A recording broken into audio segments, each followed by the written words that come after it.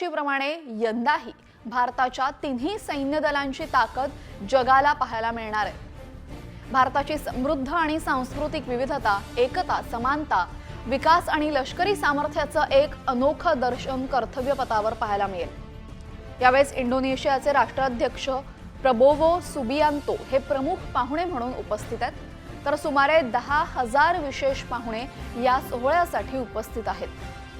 प्रजासत्ताक दिनानिमित्त राजधानी दिल्लीला आता छावणीचं स्वरूप आलेलं आहे। दिल्लीच्या सुरक्षिततेसाठी निमलष्करी दलाच्या 70हून अधिक कंपन्या आणि सुमारे 15,000 पोलीस तैनात करण्यात आलेले आहेत। आपण आता कर्तव्यपथावरची दृश्य पाहतोय। कर्तव्यपथावर आज भारताच्या तिन्ही सैन्य दलांचं सामर्थ्य इथं दर्शन घडवणार आहे। भारतीय सैन्य दलाची ताकद आज कर्तव्यपथावर दिसणार आहे। यासोबतच कर्तव्यपथावरचा सर्वात आकर्षक आणि सर्वांना उत्सुकता असलेला सोहळा म्हणजे तो असतो सर्व चित्ररथांचा सोहळा।